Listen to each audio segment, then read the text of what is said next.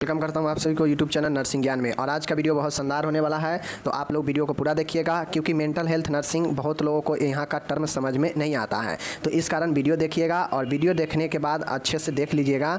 तो आपका जब भी मन हो, जब भी समय मिले, तो आप वेबसाइट पर जाकर इसको एक बार खुद से सभी प्रश्न को पढ़िएगा। ठीक है, मैं वेबसाइट इसीलिए बनाया हूँ ताकि आप किसी भी ईयर में रहे, कहीं भी जब भी मन हो वेबसाइट ओपन कीजिए और एक बार पढ़ लीजिए, एक बार रिवाइज कर लीजिए। ठीक है, सब चीज़ आपको जो है क्वेश्चन बैंक वगैरह सब इसी वेबसाइट पर मिलेगा, तो टेंशन मत लीजिए। ठीक है ना।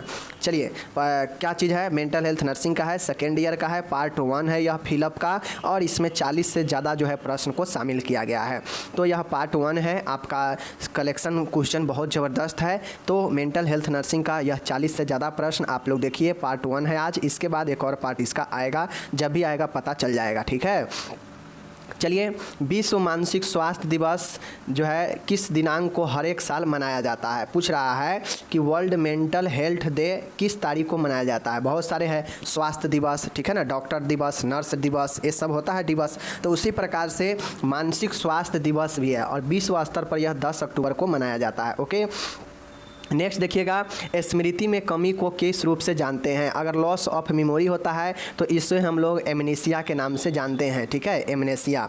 डाइजापाम एक कौन सी औषधि है, तो आपको पता होनी चाहिए। डाइजापाम जो है यह बेंजोडाइजापाइंस ड्रग्स है। ठीक है, और यह कौन से ग्रुप का है, तो डाइजापाम एक सीडेटिव ग्रुप का दवा है। ठीक है, सीडेटिव ग्रुप का दवा है जो चिंता को, डिप्रेशन को दूर करने के लिए उपयोग किया जाता है। तो यह बेंजोडाइजापाइंस ग्रुप का दवाई है। ठीक है, सामान से अधिक खाने के रूप में जाना जाता है। कोई व्यक्ति अगर ओवर ईटिंग करता है तो उसे हम लोग साइकेट्रिक भाषा में बुलिमिया नरहोशा कहते हैं। ठीक है, तो इस चीज़ को ध्यान में रखिएगा, बहुत शानदार है कि सामान से ज़्यादा खाना बुलिमिया नरवोसा होता है। ठीक है, नेक्स्ट है, रक्त से डर लगना क्या कहलाता है, मतलब fear of blood. Fear of blood क्या कहलाता है, हीमोफोबिया कहलाता है। ठीक है, हेमोफोबिया, हेमो ब्लड का ही वर्ड है, और फोबिया मतलब डरना। ठीक है, नेक्स्ट देखिएगा, एंटीसाइकोटिक का दूसरा नाम क्या है। ये प्रश्न इस बार पूछा गया था एमपी में कि एंटीसाइकोटिक का दूसरा नाम क्या होता है,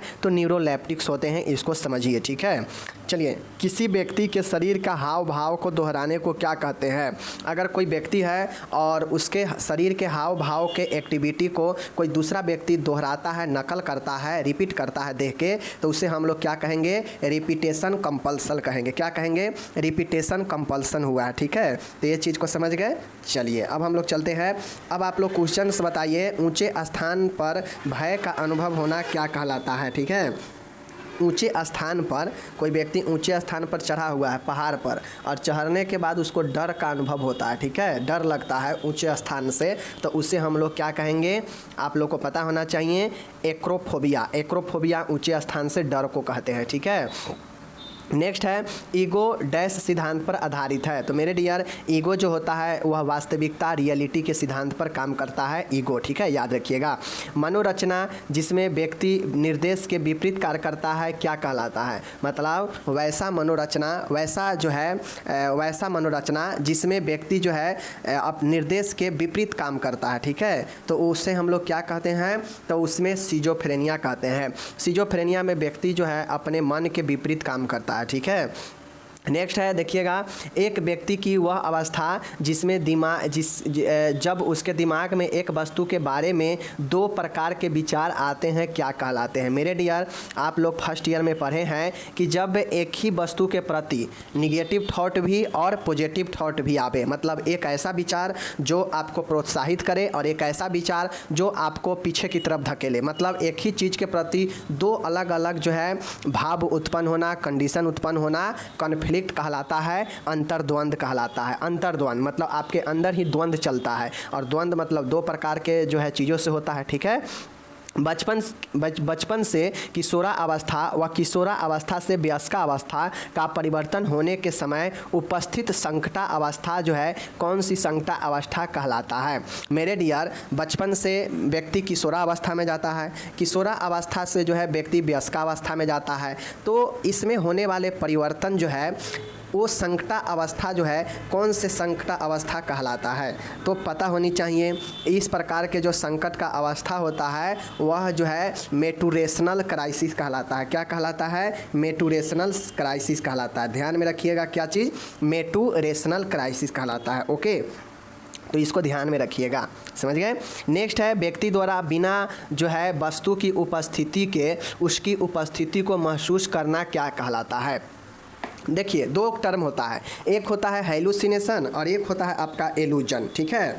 तो वह कोई व्यक्ति है और व्यक्ति के सामने कोई ऐसा वस्तु जो है बिना उपस्थित, मतलब उपस्थित नहीं है, लेकिन फिर भी व्यक्ति को लग रहा है कि सामने जो है कुछ चीज़ें है, ठीक है ना। मतलब नॉर्मली समझिए आप लोग कि सामने कोई वस्तु नहीं है, ठीक है, लेकिन हमारे मन में फिर भी विचार, फिर भी ऐसा महसूस हो रहा है कि सामने कुछ है।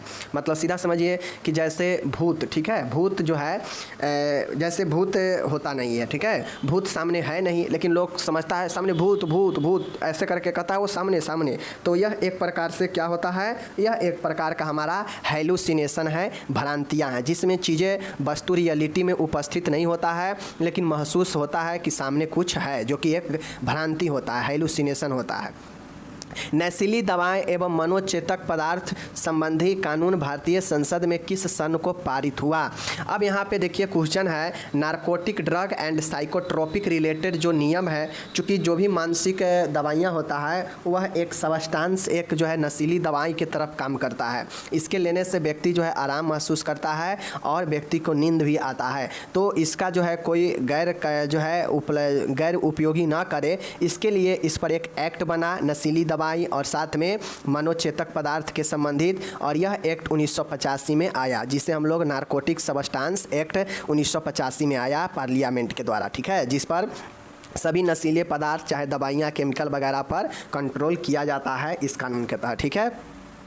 डेमनेशिया रोग का लक्षण है। मनोभ्रंश, डेमनेशिया को क्या बोलते हैं? मनोभ्रंश। तो मनोभ्रंश में मेमोरी कहता है कि मरीज द्वारा परीक्षक के शब्दों की नकल करना डैश कहलाता है। अब एक कोई मरीज है, ठीक है, साइकोट्रिक मरीज है, मानसिक रोग से पीड़ित मरीज है, वह जो है उसको एग्जामिनेशन करने वाला या जो परीक्षण करने वाला है वह जो है उसे क्या कर रहा है? नकल कर रहा है। अब जब नकल कर रहा है तो वह उसका क्या होता है? इकोलेलिया होता है। किसी के शब्दों का अनुकरण करना इकोलेलिया कहलाता है, ठीक है।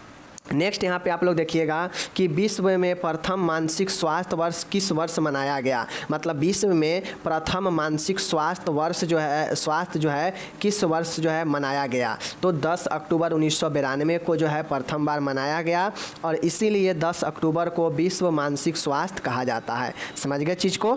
चलिए नेक्स्ट यहाँ पे आप लोग देखिएगा, मानसिक रोगी द्वारा परीक्षक के व्यवहार की पुनरावृत्ति क्या कहलाता है। एक मानसिक रोगी है, ठीक है, और वह परीक्षक के व्यवहार की पुनरावृत्ति कहलाता है। अगर शब्दों का पुनरावृत्ति करेगा तो इकोलेलिया होगा, लेकिन अगर व्यवहार के पुनरावृत्ति करेगा तो इकोपैरेक्सिया होगा। समझ गए चीज़ों को? चलिए नेक्स्ट हम लोग यहाँ पे आप लोग देखते हैं, इलेक्ट्रोएंटन चिकित्सा को, ठीक है, डैश वर्ष में पेश किया गया। मतलब ईसीटी जो है इलेक्ट्रो कन्वल्सन थेरेपी, इसे किस वर्ष पेश किया गया? 1938 में पेश किया गया, ठीक है।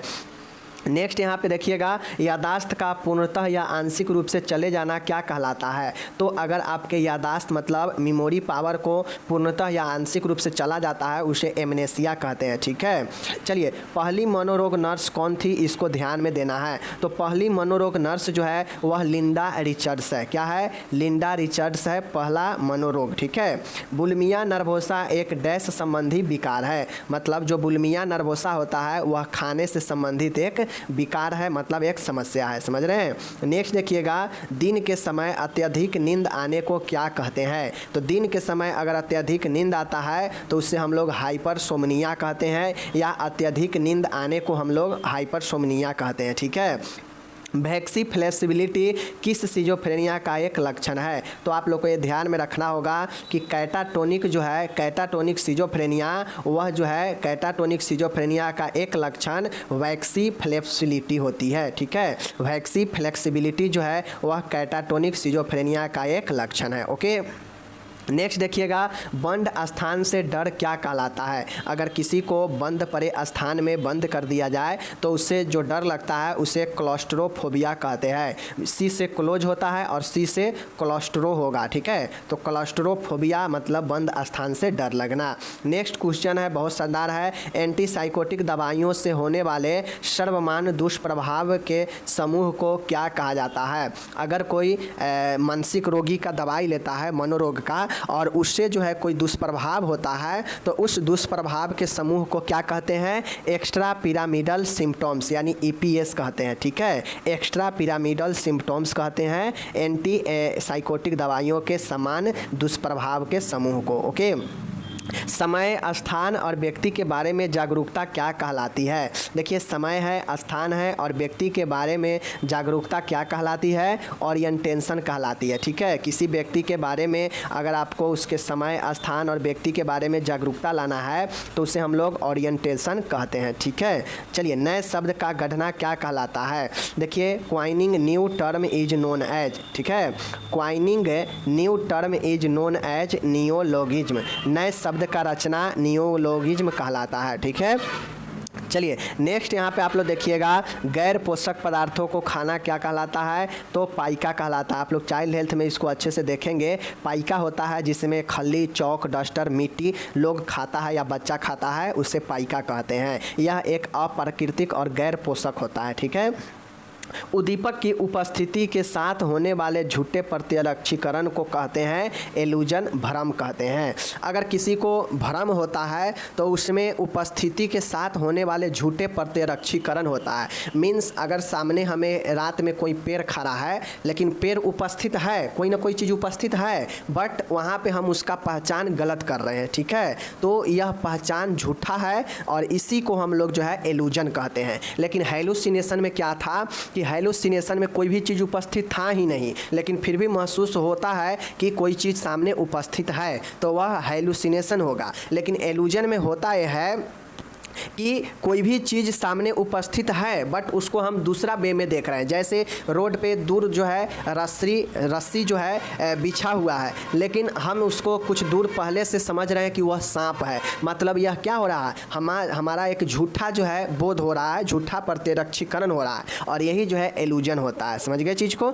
चलिए, नेक्स्ट देखिएगा, डैश एक भोजन का विकार है जिसमें पोषण रहित या अखाद्य पदार्थों का सेवन करते हैं। मतलब बिना खाने वाला खाद्य पदार्थ जो पोषण से अलग हो और उसका अगर भोजन कोई करता है तो उसे हम लोग पाइका कहते हैं, ठीक है।